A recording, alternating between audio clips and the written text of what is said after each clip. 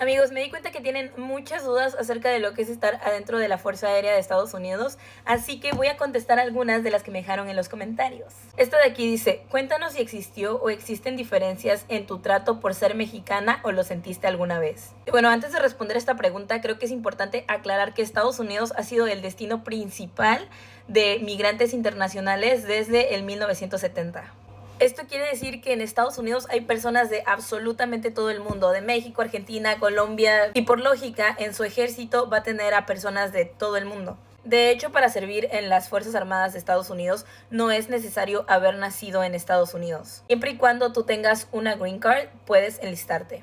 Así que, como es de esperarse, en las Fuerzas Armadas habemos de todos los colores y todos los sabores, todas las nacionalidades. Pero entiendo perfectamente la pregunta porque de hecho es algo que yo me preguntaba cuando apenas iba a entrar, que si iba a sufrir de discriminación, si me iban a hacer el feo, me iban a hacer menos por el hecho de no hablar bien inglés y de venir de México. Y bueno, durante el entrenamiento básico hubieron unos días en los que yo me sentía muy diferente al resto de las niñas con las que estaba. Pero era obvio que me iba a sentir así porque tenemos una cultura completamente diferente. Además estaba esa barrera del idioma que ellas siempre trataron de incluirme y de explicarme las cosas que no entendía, pero yo no podía ser completamente yo sin poder expresarme al 100%. Entonces sí creo que durante mi entrenamiento básico hubo un tiempo en donde yo me aislé y me sentía de alguna manera discriminada, pero era porque yo me estaba apartando de los demás. Eran estas ideas que yo tenía de que ellas estaban muchísimo más adelante de mí por el simple hecho de entender completamente las indicaciones que les daban. Pero sucedió algo que me cambió completamente el chip. Llegó el día en el que tuvimos una reunión con el comandante de nuestro escuadrón. Este era un coronel, ya se veía como un señor de unos 50 años, un señorón. Y pues el tema que abordó fue el de la diversidad cultural que tenemos dentro de las Fuerzas Armadas y cómo eso nos hace ser tan diferentes a comparación de los ejércitos del resto del mundo. Diferentes ideas, si existe un problema vamos a tener diferentes enfoques. Prácticamente lo que nos enriquece tanto es la diversidad que tenemos. Y ese día él, siendo un coronel de la Fuerza Aérea, a un rango de ser general, nos dio las gracias y nos dijo lo valiosos que éramos cada uno de los que estábamos ahí sentados, sin importar de dónde viniéramos, sin importar el lenguaje que habláramos, las familias que tuviéramos, sin importar absolutamente nada, ahora todos éramos parte de algo. Y ese día también dijo algo muy importante que hasta ahora todos los días de mi vida recuerdo, fue que no podíamos ir por nuestra carrera militar faltándonos el respeto unos a otros, cuando precisamente eso es lo que nos debemos, respeto por ser parte de ese 1% de los hombres y mujeres en Estados Unidos que levantan su mano para servirle al país. Tal vez ahorita se les está haciendo raro escucharme hablar de esta manera, pero es que a mí me enorgullece tener jefes así, tener líderes que nos vean de esta manera todos. Había alguien que me preguntaban que si no me metía en problemas por tener mi bandera de México aquí atrás. Y es que tener esta bandera no significa que yo estoy armando una revolución de mexicanos en contra de Estados Unidos. Simplemente es una representación de lo que yo soy, de dónde vengo, de dónde crecí, de las culturas y tradiciones que tengo. Pues prácticamente es una representación de un pedacito de mí, no me voy a meter en problemas por eso. Otra cosa sería que aquí tuviera yo una bandera de los seguidores de Hitler, ¿verdad? Eso sí, no estaría bien. O alguna representación de alguna secta, tampoco es como que le estoy faltando el respeto a Estados Unidos, no es como que tengo aquí un meme del presidente, ¿verdad? Pero bueno, ya. Bajándole un poquito a la emoción que me da recordar todas esas pláticas, regresando un poco a la pregunta, obviamente estas pláticas no le entran de la misma manera a todas las personas y todos somos diferentes. Entonces, al menos en la Fuerza Aérea, no sé el nombre que tenga en las otras ramas, nosotros tenemos una oficina que se llama Equal Opportunity, que en español vendría siendo oportunidades iguales, a donde puedes ir y armar un caso si es que llegas a sufrir algún tipo de discriminación, ya sea por tu sexo, que seas hombre o mujer y te den menos oportunidades por ese hecho, por la raza. En español suena feo decir raza, pero es algo muy común que en todos los papeles tienes que poner que eres, ¿no? Por tu etnicidad, si sientes que están habiendo ahí preferencias con alguien más, puedes armar un caso e ir a su oficina y se empieza pues a desarrollar una investigación.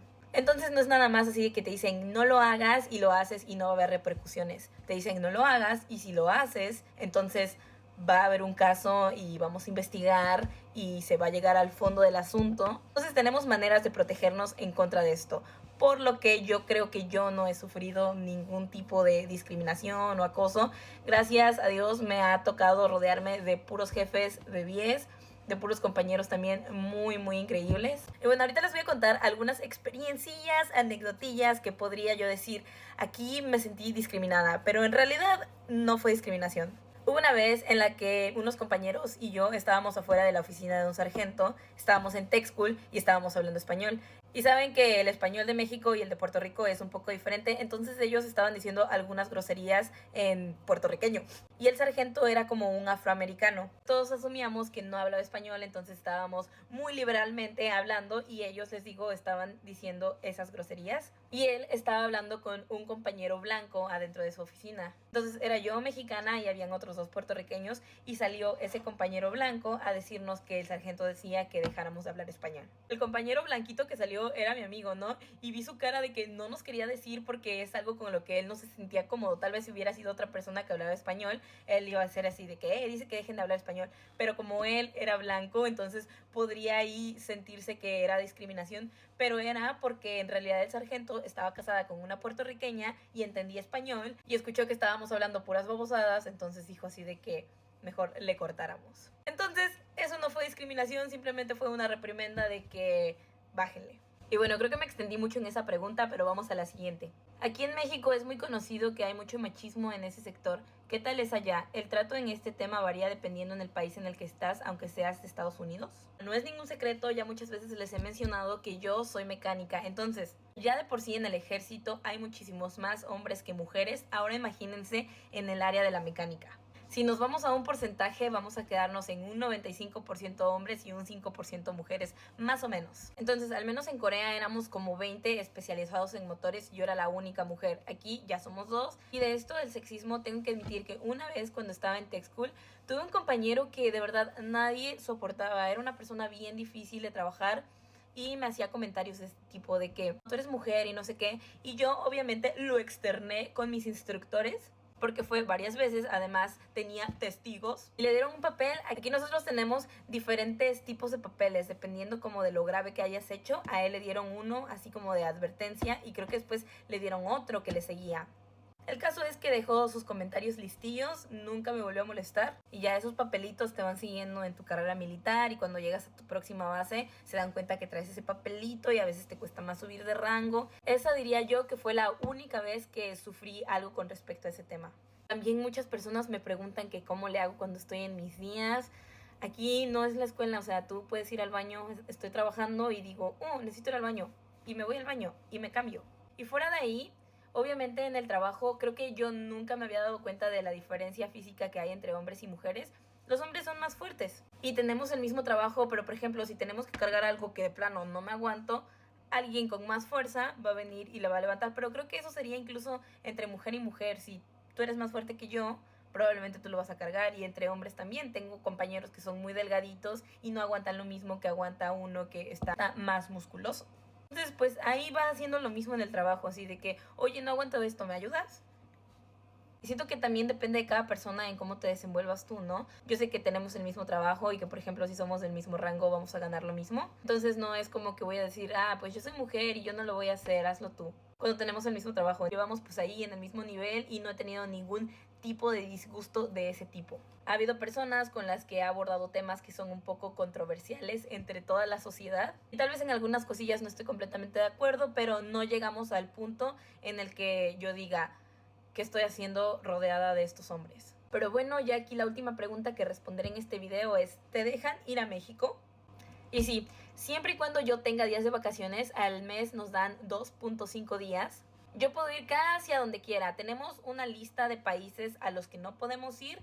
A México sí podemos ir, pero como es un país que es considerado un poco peligroso, entonces sí hay algunas cosas que tengo que hacer antes de ir. Tengo que ir a que me den como una plática donde me dicen así de que tienes que tener estas precauciones, pero yo soy mexicana y he vivido casi toda mi vida allá, entonces sé más o menos cuáles son las precauciones que debo tomar cuando ando en México. Pues tengo que dejar como las direcciones, en donde me pueden contactar, todo ese tipo de cosas.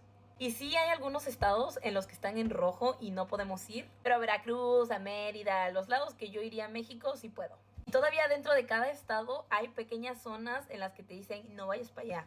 Precisamente en Veracruz creo que hay una zona entre Córdoba y donde yo vivo en la que dice que si puedo mejor no pase por ahí, y yo así de pero no está prohibido pasar por ahí, solamente dice te recomendamos que no pases por ahí. Y bueno amigos, voy a tratar de seguir haciendo este tipo de videos en donde responda preguntas que yo vea que se repiten mucho o que tengan muchos likes. Ahí se los voy a seguir poniendo y ya, déjenme saber qué opinan de las cosillas que les platiqué hoy. Adiós.